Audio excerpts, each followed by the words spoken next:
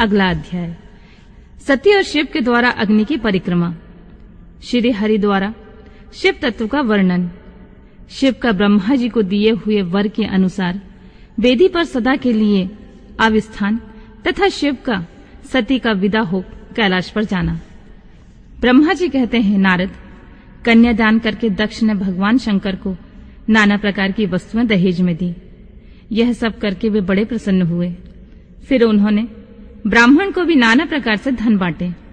तत्पश्चात लक्ष्मी सहित भगवान विष्णु शंकर के पास हाथ जोड़कर खड़े हुए और यूं बोले, देवादिदेव महादेव, दया सागर, प्रभु, तात, आप संपूर्ण जगत के पिता हैं और सती सबकी माता हैं।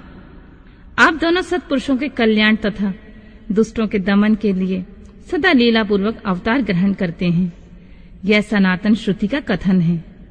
आप चिकने नील अंजन के समान शोभा वाली सती के साथ जिस प्रकार शोभा पा रहे हैं, मैं उससे उल्टे लक्ष्मी के साथ शोभा पा रहा हूँ। अर्थात सती नील वर्णा और आप गौर वर्णा। उससे उल्टे में नील वर्ण तथा लक्ष्मी गौर वर्णा है। नारद, मैं देवी सती के पास आकर ग्रह सूत्रोक्त विधि से विस्तार पूर्वक सारा अग्नि कार्य कराने लगा। मुझे आचार्य तथा ब्राह्मणों की आज्ञा से शिव और शिव ने बड़े हर्ष के साथ विधि पूर्वक अग्नि की परिक्रमा की। उस समय वहां बड़ा अद्भुत उत्सव मनाया गया। गाजे बाजे और नृत्य के साथ होने वाला वह उत्सव सबको बड़ा सुखद जान पड़ा। तदनंतर भगवान विष्णु बोले, सदाशिव, मैं आपकी आज्ञा से यहाँ शिव तत्व का वर्णन कर रहा हूँ। समस्त देवता तथा दूसरे दूसरे मुनि अपने मन को एकाग्र करके इस विषय को सुनो। भगवान, आप प्रधान और अप्रधान, प्रकृति और उससे अतीत हैं। आपके अनेक भाग हैं, फिर भी आप भाग रहित हैं। ज्योतिर्मय स्वरूप वाले आप परमेश्वर के ही हम तीनों देवता के अंश हैं। आप कौन हैं, मैं कौन और ब्रह्मा कौन है? आप परमात्मा के ये तीन अंश हैं जो सृष्टि, पालन और संहार करने के कारण एक दूसरे से भिन्न प्रतीत होते हैं। आप अपने स्वरूप का चिंतन कीजिए। आपने स्वयं ही लीला पूर्वक शरीर धारण किया है। आप निर्गुण ब्रह्म रूप में एक हैं। आप ही सगुण ब्रह्मा हैं और हम ब्रह्मा, विष्णु और रुद्र तीनों आपके अंश हैं। जैसे एक ही शरीर के भिन्न भिन्न अवयव मस्तक, ग्रीवा आदि नाम धारण करते हैं, तथापि उस शरीर से वे भिन्न नहीं हैं, उसी प्रकार हम तीनों अंश आप परमेश्वर के ही अंग हैं। उसी प्रकार हम तीनों अंश आप परमेश्वर के ही अंग हैं, जो ज्योतिर्मय आकाश के समान सर्वव्यापी एवं निर्लेप स्वयं ही अपना धाम, पुराण, कूटस्थ, अव्यक्त, अनंत, नित्य तथा दीर्घ आदि विशेषणों से रहित निर्विशेष ब्रह्मा है। वही आप शिव हैं, अतः आप ही सब कुछ हैं। ब्रह्मा जी कहते हैं, मुनीश्वर, भगवान विष्णु की यह बात सुनकर महादेव जी बड़े प्रसन्न हुए। तदनंतर उस विवाह यज्ञ के स्वामी यजमान परमेश्वर शिव प्रसन्न हो लौलिक की गति का आश्रय लेकर हाथ जोड़कर खड़े हुए मुझ ब्रह्मा से प्रेम पूर्वक बोले, ब्राह्मण, आपने सारा वैवाहिक कार्य अच्छी तरह से संपन्न करा दिया। अब मैं प्रसन्न हूँ। आप मेरे आचार्य हैं। बताइए, आपको क्या दक्षिणा दूं?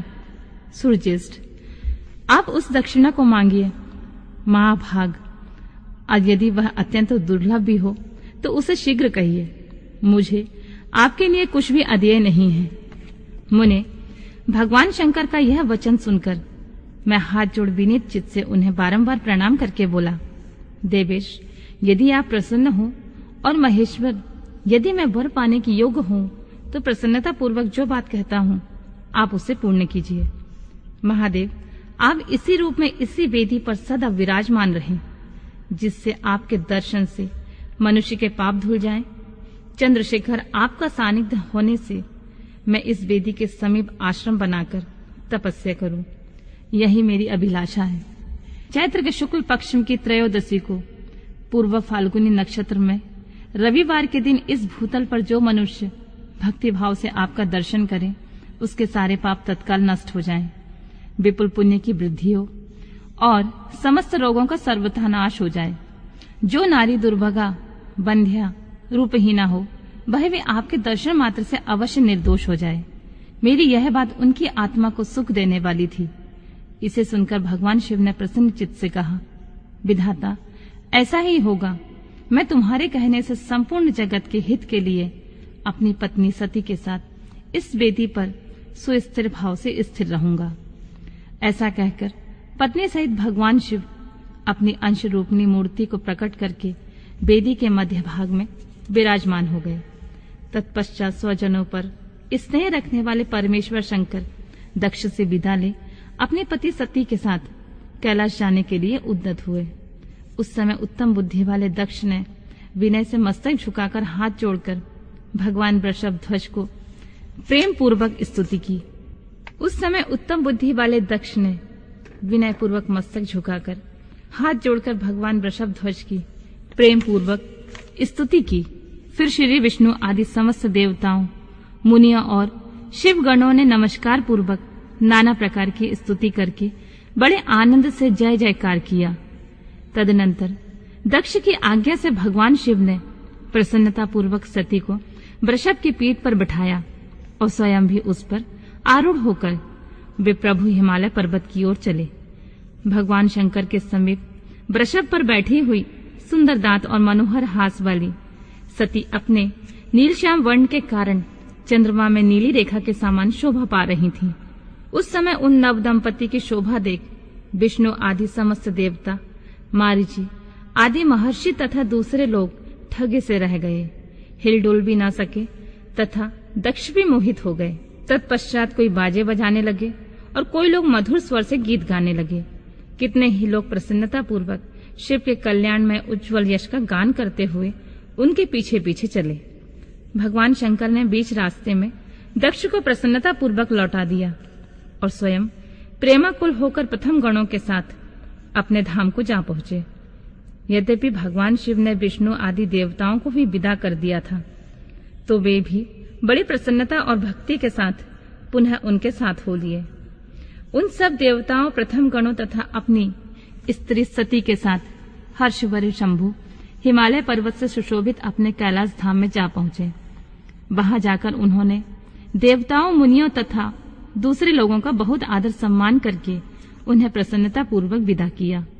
शंभु की आज्ञा ले वे विष्णु आदि सब देवता तथा मुनि नमस्कार और उनकी स्तुति करके मुख पर प्रसन्नता की छाप लिए अपने अपने धाम को चले गए।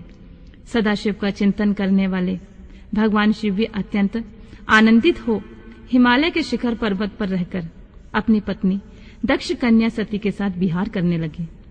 सूत जी कहते हैं, मुनियों, पूर्व काल में स्वयंभू मनवंतर में भगवान शंकर और सती का जिस प्रकार विवाह हुआ वह सारा प्रसंग मैंने तुमसे कह दिया। जो विवाह काल में यज्ञ में अथवा किसी शुभ कार्य में आरंभ में भगवान शंकर की पूजा करता है और कथा सुनता है, उसका सारा कर्म तथा वैवाहिक आयोजन बिना किसी विघ्न बाधा के पूर्ण होता है और दूसरे शुभ कार्य भी सदा निर्विघ्न पूर्ण होते हैं। इस शुभ उपाख्यान को प्रेम पूर्वक सुनकर विवाहित होने वाली कन्या भी सुख, सौभाग्य, सुशीलता और सदाचार आदि सद्गुणों से संपन्न साध्वी, स्त्री तथा पुत्रवती होती है।